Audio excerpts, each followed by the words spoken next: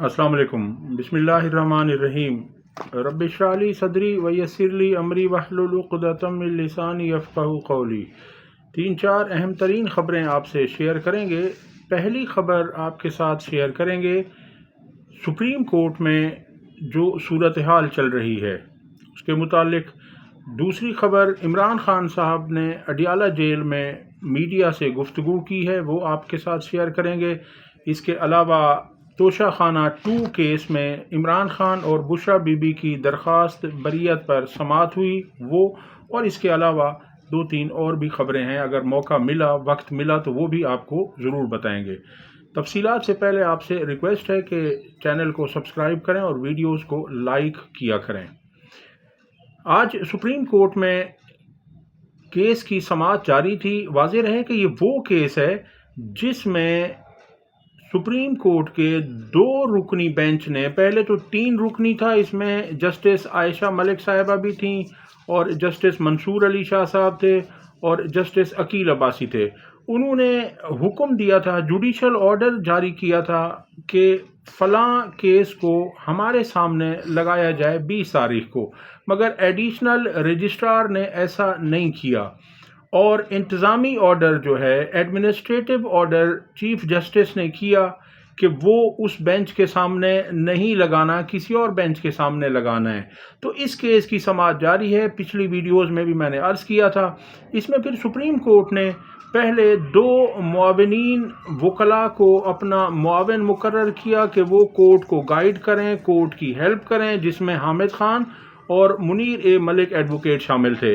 मगर attorney general जो हुकूमत का नुमाइंदा होता है, उसने भी 2 नाम दिए कि इनको भी मुआविनीन में शामिल किया जाए। उसमें उन्होंने एक ख्वाजा हारिस का नाम दिया और दूसरा एहसन भून का नाम दिया। तो उन 2 को भी अदालती मुआविनीन बनाया गया है। अब उस केस की समाअत के दौरान हामिद खान जो अदालती मुआविन मुकर्रर हुए, उन्होंने कहा कि क्या दुनिया के किसी मुल्क में बेंचेस अदलिया के बजाय एग्जेक्टिव बनाती है? उन्होंने सवाल किया। यानी हमारे मुल्क में ऐसा ही है कि बेंचेस एग्जेक्टिव बनाती है। एग्जेक्टिव कौन है? हुकूमत है, इंतज़ामिया है। तो इन्होंने सवाल किया कि दुनिया में वाहिद पाकिस्तान एक ऐसा मुल्क है जहाँ पर अदलिया की बेंचेस जो हैं, यानी जजेस को मुकर्रर करना कि फ़लाँ केस फ़लाँ जजेस सुनेंगे, इस चीज़ को बेंच फिक्सिंग कहा जाता है। तो इन्होंने कहा कि ऐसा कहीं नहीं होता सिवाय पाकिस्तान के कि हुकूमत खुद बेंचेस बनाए। हामिद खान साहब, आपके जहन में कोई ऐसी मिसाल हो तो बताइए। यानी उन्होंने कहा, जस्टिस मंसूर अली शाह साहब ने पूछा तो इस पर हामिद खान ने कहा कि ऐसा कहीं भी नहीं है कि अदलिया की बजाय एग्जेक्टिव बेंचेस बनाए। ऐसा कहना था हामिद खान साहब का। अब इसमें आप देख लीजिए कि कहीं पर भी दुनिया के किसी भी मुल्क में ऐसी नज़ीर नहीं मिलती, मगर हमारे वतन अजीज़ में ऐसा हुआ है। जस्टिस मंसूर अली शाह साहब तौहीन अदालत से पीछे नहीं हट रहे। उनका कहना है कि बादिउन नज़र में 2 रुकनी जजेस कमेटी ने जुडिशल ऑर्डर नज़रअंदाज किया। अब वो 2 रुकनी जजेस कमेटी, वो कह रहे हैं कि प्रैक्टिस एंड प्रोसीजर कमेटी में 2 रुकन दूसरे होते हैं और तीसरे रुकन उसमें जस्टिस मंसूर अली शाह हैं। वो 3 रुकनी कमेटी होती है और अब चूँकि उसमें जस्टिस मंसूर अली शाह साहब शामिल नहीं थे, तो बाकी जो 2 जजेस हैं, चीफ जस्टिस याह्या अफरीदी और जस्टिस अमीनुद्दीन, उन्होंने वहाँ पर ये हुक्म दिया।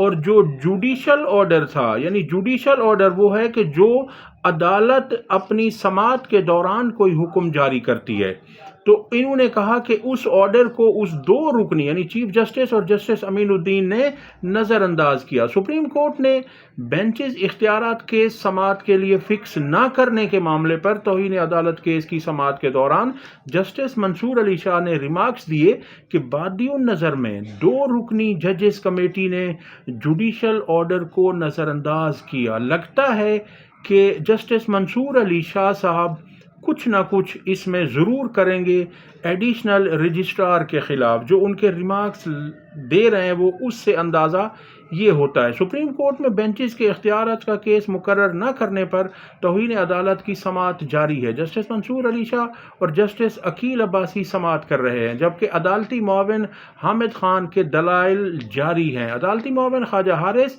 اور احسن بھون بھی عدالت میں پیش ہوئے۔ اٹارنی جنرل منصور عثمان آوان بھی عدالت میں موجود ہیں۔ جسٹس منصور علی شاہ نے ریمارکس دیے کہ ہمارے سامنے بنیادی سوال یہ ہے کہ جوڈیشل آرڈر کی موجودگی میں ججز کمیٹی کیس کیسے واپس لے سکتی تھی؟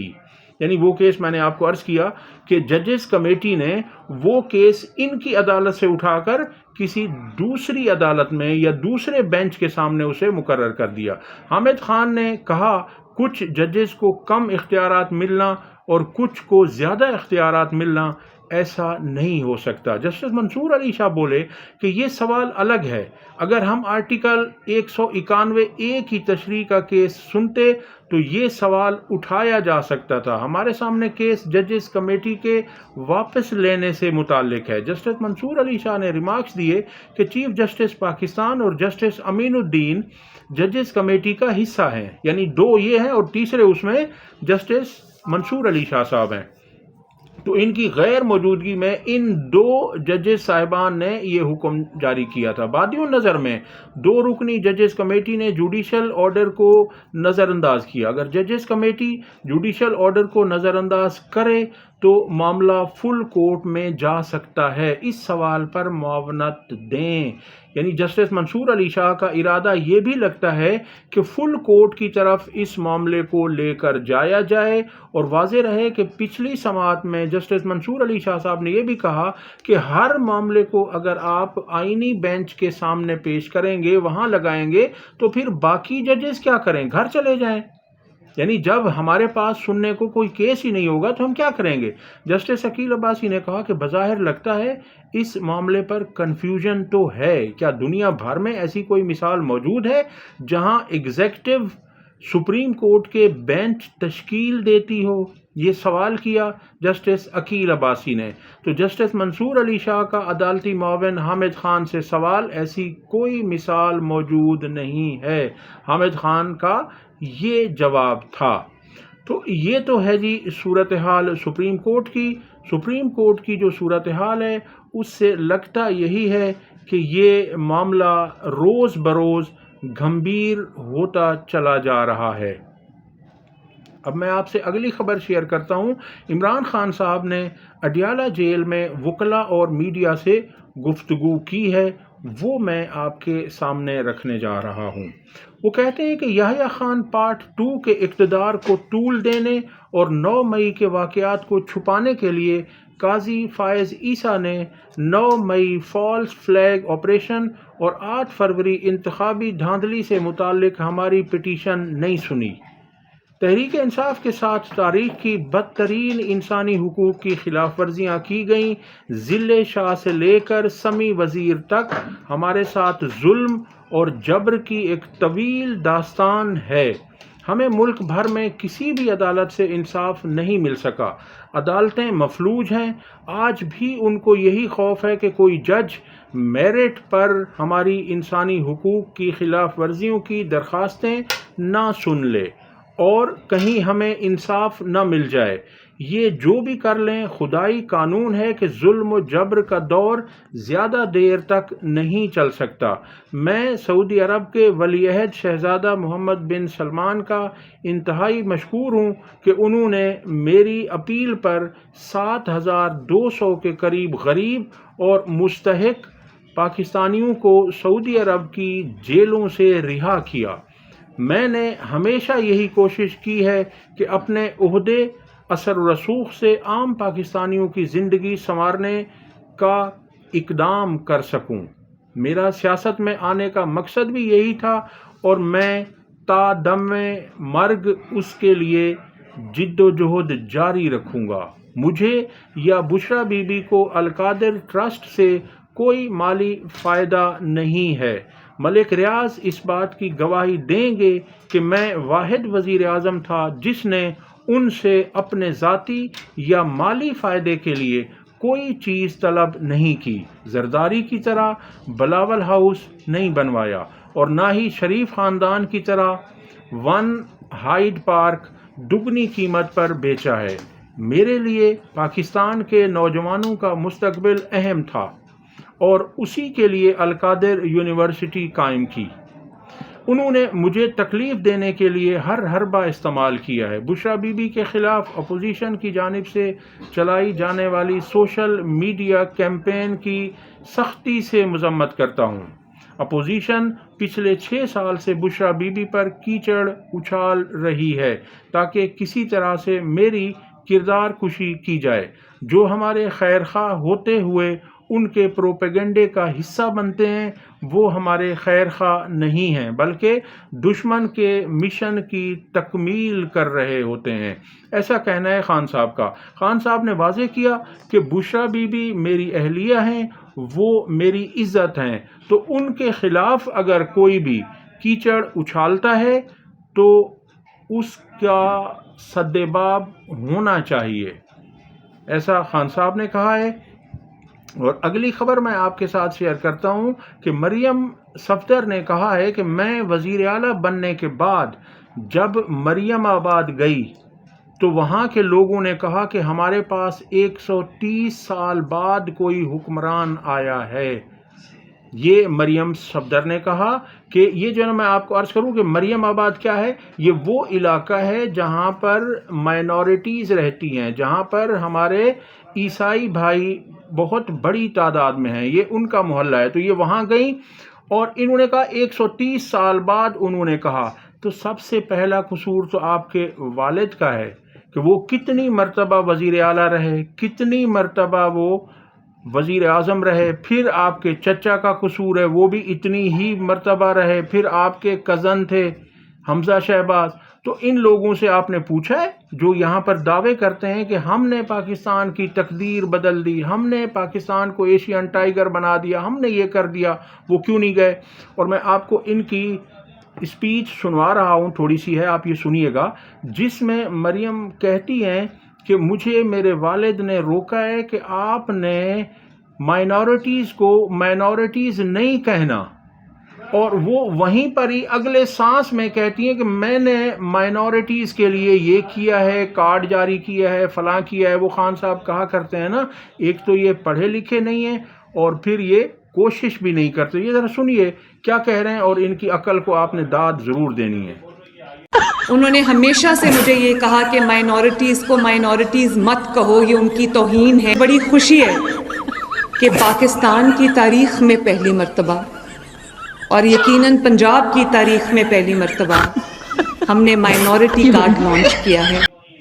جی، یاسمین راشد کہتی ہیں کہ آپ آخر کب تک ہمیں روک سکتے ہیں؟ ہم بیٹھے ہوئے ہیں، پارٹی ابھی تک قائم ہے اور ہم کھڑے ہوئے ہیں۔ انہوں نے کہا آپ جتنا چاہیں ظلم کر لیں، آپ ہمیں پابند سلاسل رکھیں، آپ ہم پہ کیسز بنائیں، مگر ہم نہ بکنے والے ہیں، نہ جھکنے والے ہیں، نہ پارٹی چھوڑ کر کہیں بھاگنے والے ہیں، نہ پریس کانفرنس کرنے والے ہیں۔ انہوں نے کہا کہ آپ تھک جائیں گے مگر ہمارا جو نظریہ ہے، ہمارا جو لیڈر ہے، جو اس کی تعلیمات ہیں، اس میں کہیں جھکنا، کہیں بھاگنا، کہیں کمپرومائز کرنا، کہیں ڈیل کرنا لکھا ہوا ہی نہیں ہے۔ اب دیکھیے یہاں پر کیا ہے کہ سب مل کر کھا رہے ہیں ہمارے وطن عزیز کو۔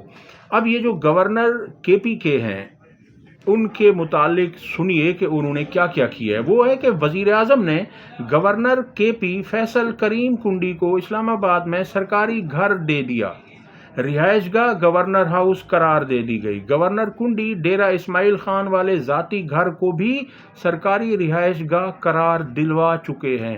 اب جو سرکاری رہائش گاہ ہوتی ہے، واضح رہے کہ وہاں کے تمام اخراجات حکومت کی طرف سے جا رہے ہوتے ہیں، اور جو حکومت کی طرف سے خرچے جا رہے ہوتے ہیں، پیسے جا رہے ہوتے ہیں، وہ آپ کے اور میری جیب سے جا رہے ہوتے ہیں۔ وہ ہمیں اپنا پیٹ کاٹ کر وہ ٹیکسز کی مد میں ان کو ہم دیتے ہیں، جو کہ یہ اپنی عیاشیوں میں اڑا دیتے ہیں۔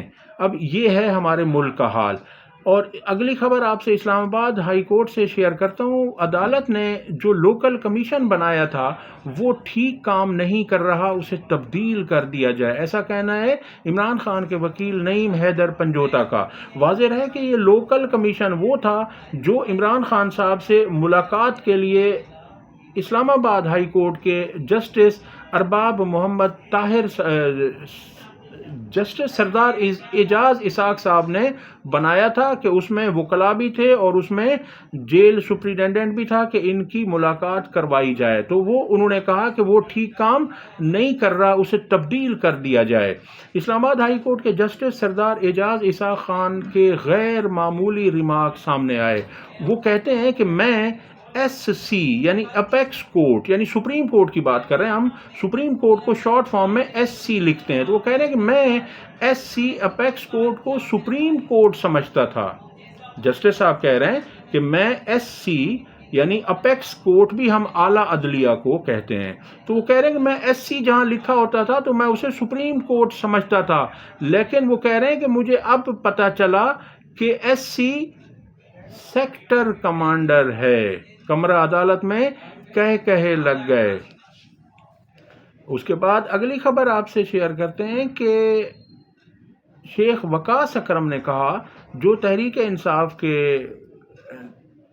سیکٹری اطلاعات ہیں، انہوں نے کہا کہ مذاکرات کا چوتھا دور نہیں ہوگا اگر القادر کیس ہائی کورٹ میں زیادہ سے زیادہ 15 سے 20 دنوں میں ختم ہو جائے گا۔ انہوں نے کہا کہ اگر حکومت نے 9 مئی اور 26 نومبر کا جوڈیشل کمیشن نہ بنایا تو مذاکرات ختم سمجھیں۔ تو یہ حکومت کو بھی چاہیے کہ وہ جو رٹ لگا کر بیٹھی ہے 9 مئی کی، تو اس پر جوڈیشل کمیشن جب تحریک انصاف خود مطالبہ کر رہی ہے کافی عرصے سے، تو انہیں جوڈیشل کمیشن بنانے میں اعتراض کیوں ہے، بات سمجھ میں نہیں آتی۔ تو لگتا یہی ہے کہ اس کے پیچھے ان کا مبینہ طور پر ہاتھ لگتا ہے، اور تحریک انصاف نے کئی ثبوت بھی دیے تھے جو سوشل میڈیا پر بھی گردش کرتے رہے ہیں۔ اب تک کے لیے اتنا ہی۔ ویڈیو پسند آئی ہو تو لائک اور شیئر کریں، چینل کو سبسکرائب کریں۔ اللہ حافظ۔